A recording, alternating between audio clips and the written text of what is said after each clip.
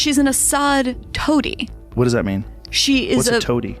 I think that I used that word correctly. Jamie, can you check what toady means? That's Bari Weiss trying to portray Tulsi Gabbard as a dictator sympathizer until Joe just asked a few simple questions that completely exposed the propaganda she was trying to push. I can keep looking, but I'm telling I don't have you. enough time to research everything all at the same time.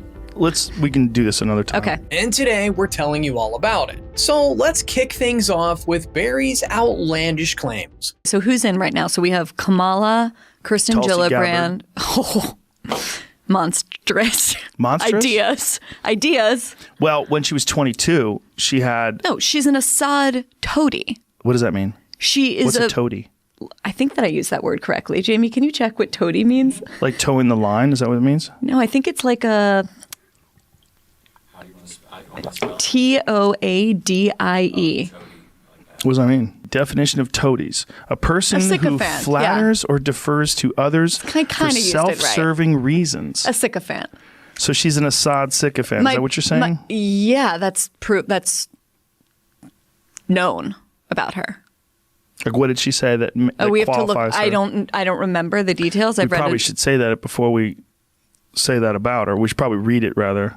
Well, I have read it. No, I mean, we should now. Oh, yeah. Okay. Just so we know what she said. This interview took place in 2019, right as Tulsi launched her campaign for the Democratic presidential nomination. And you could see how they were working overtime to plant the seeds of doubt against her from the get-go. At the time, Bari was actually a New York Times columnist.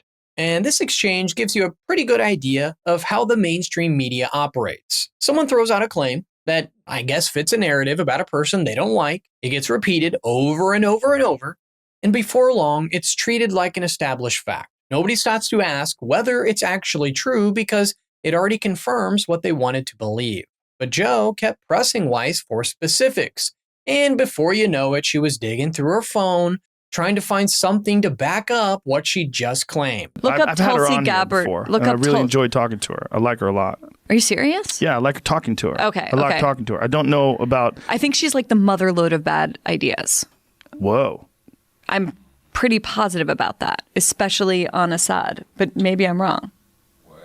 I don't think I'm wrong.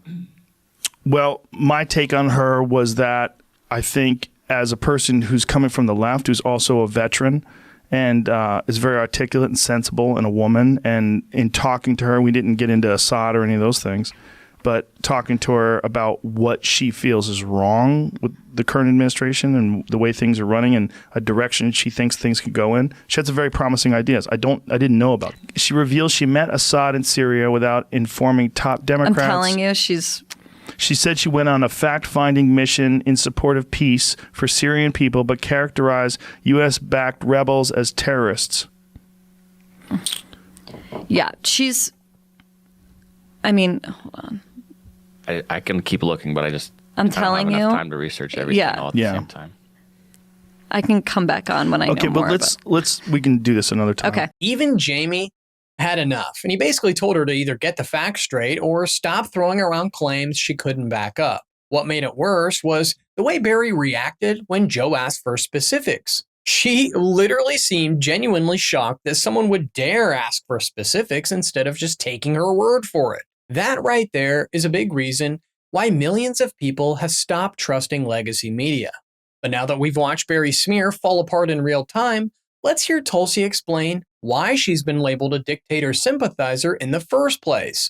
We're going to play that right after a quick message from today's sponsor. All right, this is a big one. While most people focus on the latest military hardware, the real race is over the critical minerals needed to build it. Tungsten is one of them and plays a key role in fighter jets, tanks, missiles, and advanced defense systems. Yet, we haven't commercially mined the metal in nearly a decade.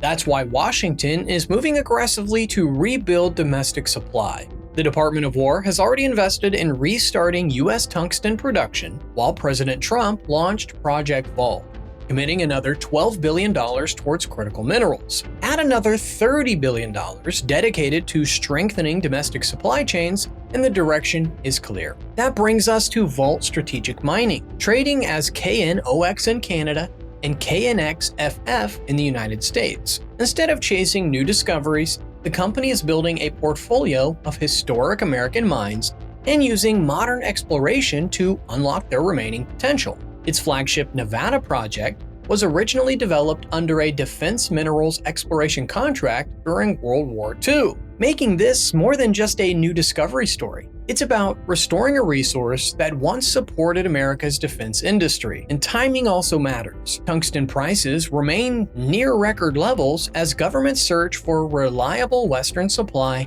outside China. Volt's flagship sits within one of North America's best-known historic tungsten districts, putting the company directly where demand and policy are beginning to align. If you want to learn more about them, check out the link in the description. A special thanks to Volt Strategic Mining for making today's video possible. What has been said of you about Assad and your position on Assad that's just been an outright lie? Virtually everything. I mean, I'll just tell you what happened. I went to Syria to meet with Syrian people, to hear for myself from them about what was happening there. While there, I was offered the invitation to meet with the president of Syria, and I took it because I think it's important for us to have the courage to meet with leaders, whether they be friends or adversaries or potential adversaries, if our focus is on national security and on peace.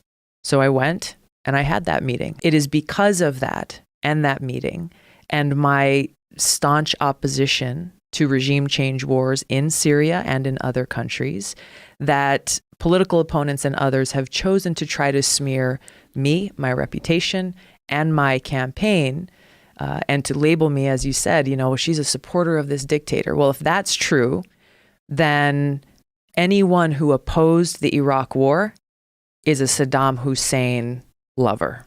It's interesting how this particular accusation, despite being debunked years ago, it still follows Tulsi to this day. For instance, during her confirmation hearing, multiple Democrats questioned her about Russia and Assad, with some even asking how she felt about the Assad regime falling. They completely ignored the fact that many of Tulsi's warnings about Syria were later backed up by reporting. It eventually came out that the Obama administration was sending taxpayer money to literal terrorists. Did you forget that?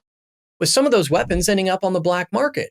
And it was Trump who shut that program down during his first term, although much of the media kept referring to those groups simply as rebels. You seriously can't make this stuff up. They've actually said that you are an Assad supporter. I know this is not correct. Yeah.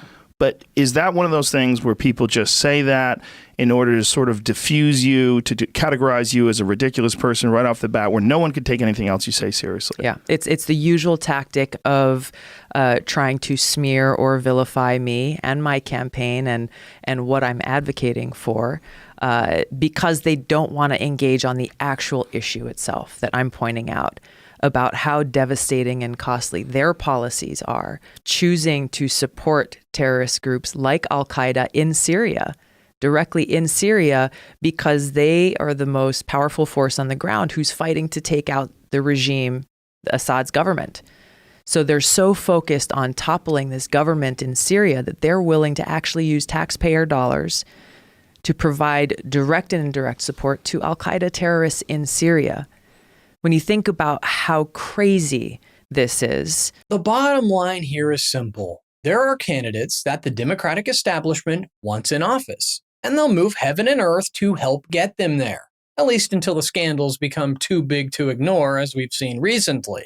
Then there are people like Tulsi, where the party and much of the media work together to build a narrative that makes them, politically radioactive before voters even get a fair look at them. We saw the same playbook used against RFK Jr.